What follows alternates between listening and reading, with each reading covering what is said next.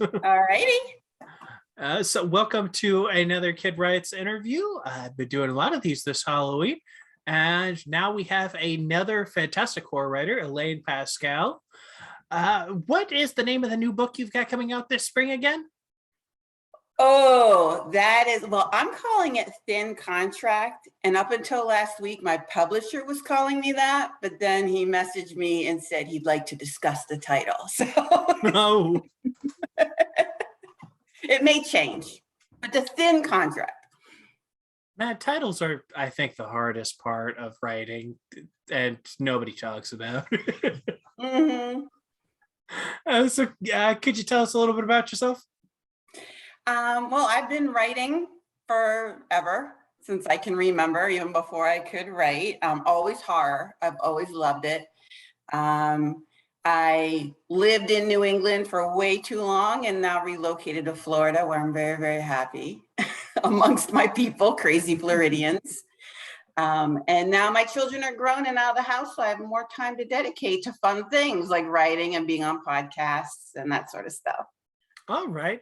And what is it about horror that you like so much?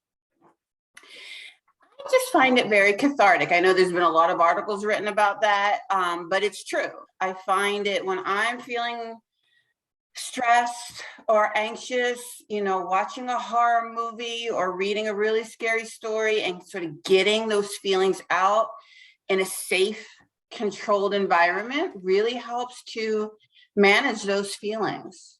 It's like therapy. Except with far more stabbing than most therapists will allow. Probably, yeah. Unless you have a really great therapist. I'm still looking for one. So will you tell us what Thin Contract title pending is about?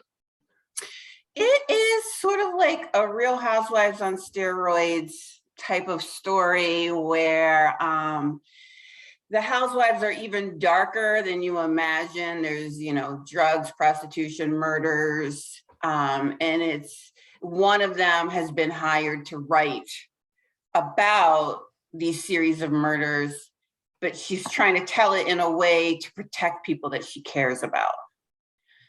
So that's the thin contract part but also the thin contract relates to women are considered having a thin contract when they get married, and that they are supposed to keep themselves thin and beautiful and attractive to their husbands. It doesn't matter what he looks like after the wedding band is on his finger, but she's expected to maintain with a lot of upkeep. I saved my wife time by looking terrible before we got married. No surprises. But I was noticing between your description of Thin Contract and the story you sent me, which I just had the title in front of me 5 seconds ago. I'm sorry. If nothing else, Eve, we've enjoyed the fruit. Was that the Yes, one? that one. Thank you. You do like to write. You do seem to like to write about the intersection of gender and horror. Could you elaborate on that a little bit? Yes, I definitely do. And my other book, The Bloodlights, is very much about that as well. That one's really about female zombies and women's relationship to hunger, and how in society women are supposed to not demonstrate hunger. We're not supposed to demonstrate a big appetite, whether it be for power or sex or money or food. We're supposed to be very demure and keep sweet.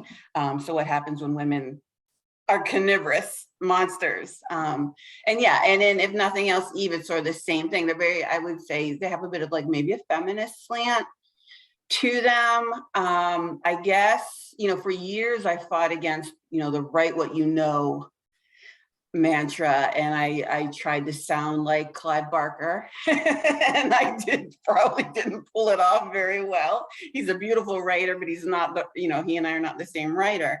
So I think maybe that's where it came from, just thinking about like what has been influential in my life, what resonates with me, and then hopefully other people it'll resonate with them as well. All right. Yeah, no, I do find that with influences, it is, you never write as well when you're trying to write like them, because you don't do a good impersonation of them and they don't do a good impersonation of you. Mm-hmm. But yeah, so horror is a genre that has kind of a complicated history with gender.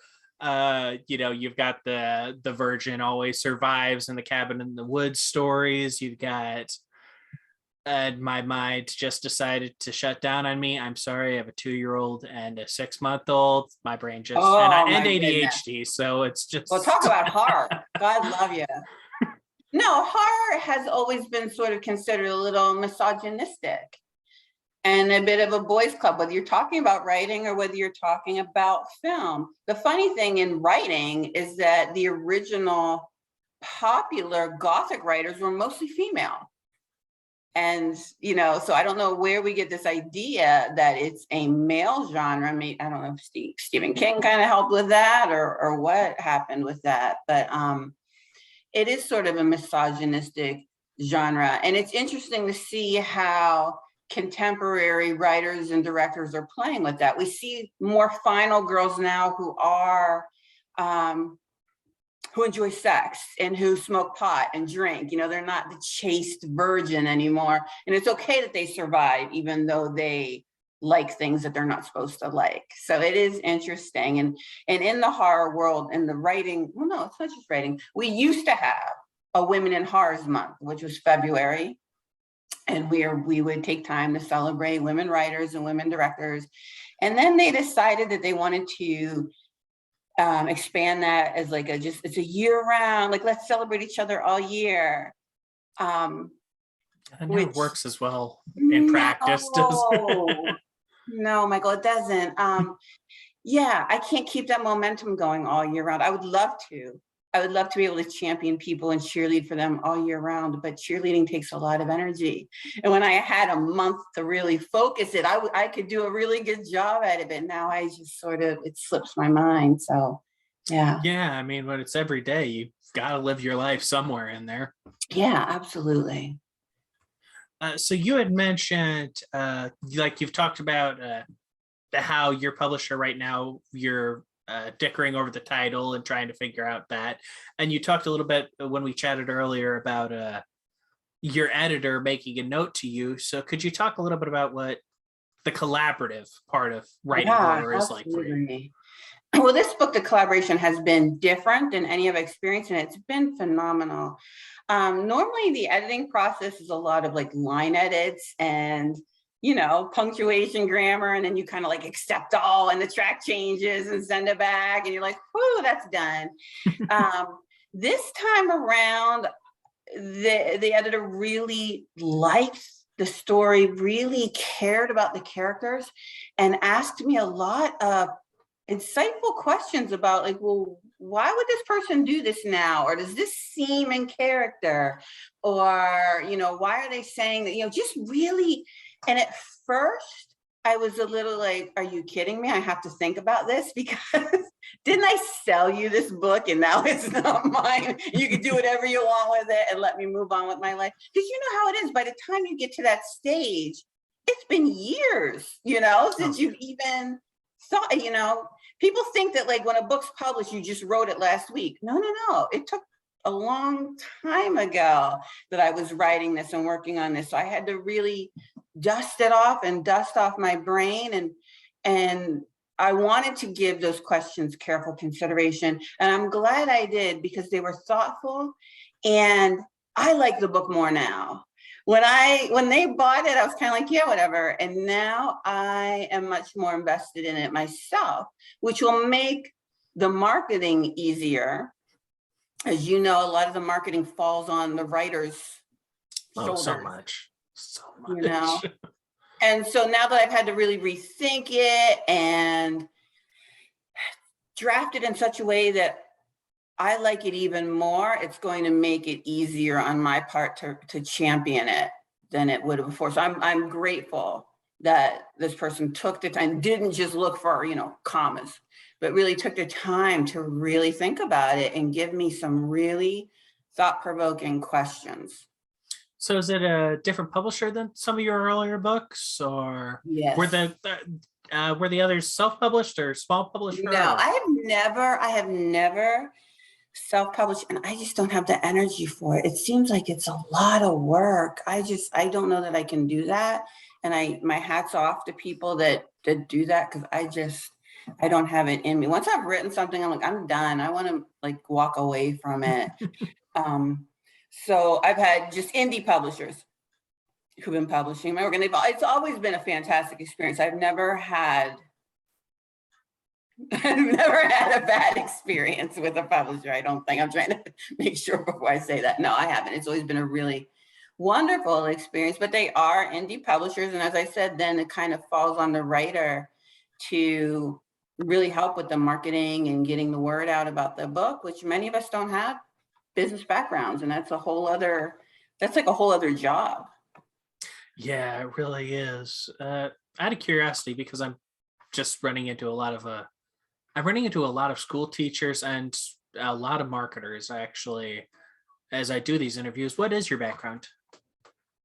I was a university level teacher, and now I work with people writing their dissertations at the university level. Okay. So editing myself. So yeah, it is an education background. So there we go. Another teacher. Okay. I taught a lot of monster classes and vampire classes. I always try to sneak my horror into my, because I was always teaching like writing and research classes. So I figured, well, hey, let's do research on vampires. Why not? So who would you say are some of your biggest influences as a writer? Well, I mentioned Clive Barker. Yeah. Obviously Stephen King. There's always this sort of like love-hate thing going on with him amongst the horror community, that it feels like people don't want to give him the credit that he deserves, but he deserves a lot of credit for legitimizing the genre and just proving that it is something that's super popular and that you can be a good writer. Chuck Palahniuk, I love Fight Club, I love Choke, he's just, I get angry when I read his writings. I'm like, oh, I wish I had written, like, I'll never write that. That just makes me so mad that I can't write that. Flannery O'Connor was a big influence of mine when I was in college. I got to throw a woman in there. After talking about feminism and horror, I just named a bunch of men, I realized. Yeah, how dare you?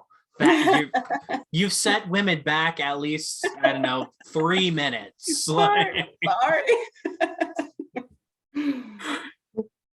So I have now lost my train of thought entirely. And as a reviewer, I'm constantly reading anthologies and things and reviewing them. And I'm just, there's just so many talented writers out there. And I get irritable when I watch all my movies and it's like just a remake of a remake of a remake after I've read all these wonderful writers. And I think, hey, Netflix, you could, there are people out there writing some good things. You don't have to give us, The flip side is, I think the horror movies recently, we have seen more new writers and more original writers, or writers with different perspectives than other genres, just in general have. True. Like, we've got the Jordan Peels and the James Wans and the Mike Flanagans, and I think it was Nia DaCosta that just did the Candyman reboot. I could be wrong about that. Right, correct. Yeah, so just a lot of new perspectives coming in, which I know throwing a reboot in there isn't fair, but it was really good, so I can do what I want. So do you have any advice for any aspiring writers out there? Sure. The best advice that I received was from a writing teacher when I was studying writing, and he said, not to me, he was talking to the entire group of people. He said, be humble. You're not better than anyone else just because you write, and just because you're a good writer doesn't mean you're better than somebody who, pumps gas, cleans toilets, whatever. And he said, it's a small world. And I have found that out, where there was one time where I was speaking to a person in my genre, and he was like a publisher, and he was a little, I don't know, not pleasant. I try to find a nice way of saying, and I decided to just keep sweet and the conversation. Later on, found out that he was like friends with a bunch of people I published with. You know, it was one of those where he was like a friend of a friend. You know, I thought, oh, I'm so glad that I did not say what was on my mind, because that might have blackballed me or put me on. So I always keep that in the back of my head, because he said he was a children's illustrator and was hired to do some things with Sesame Street, and he was always collaborating with a writer, but the writer was really difficult to work with. So Sesame Street's like, we don't want him. And I always kept that in the back of my mind. If you're difficult, people aren't going to give you a second call. And I've been fortunate in that I have had people circle back to me and say, hey, you know, we loved, you were in our anthology before, do you have something for us this time? You know, and that's been really great for me. It's been an awesome opportunity, or to participate in some, like I take part of like these flash fiction photo prompts and things, to participate in things like that to keep me sharp and keep me involved. So that's a huge piece of advice. And my other huge piece of advice is, write because you're compelled to write. If you love to write and it's inside you to write, and that's dying to get out of you, then write. Don't write because you think you're gonna be rich and famous, because nobody is.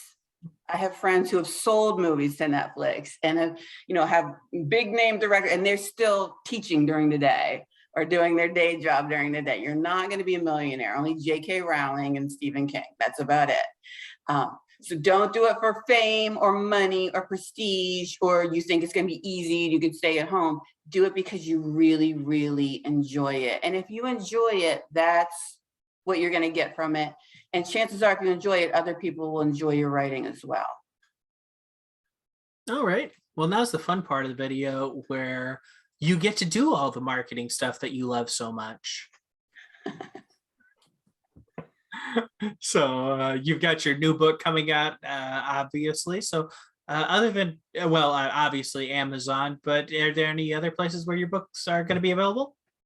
You can go to my website, which is ElainePascale.com, ElainePascale.com, and I have a bookshelf there. All of my books are listed. Yes, I'm on Amazon.com. I am on Goodreads. I am on Facebook as Elaine Pascale, and I'm on Twitter and Instagram as @DocLaney. And very happy to make friends on social media, so feel free to look me up there. All right. And I have been Michael Kidd for Kid Writes. Be sure to like and subscribe. And I have an ongoing cosmic horror series on Kindle Vella. I just released episode 5, so feel free to check that out. It's called Divided. And I just forgot how I conclude these videos, so I guess I'm just going to stare awkwardly into space. Wave, it was like a prom queen wave or something. It was great having you on, Elaine. Thank you so much. Happy Halloween. You as well. Bye. Bye.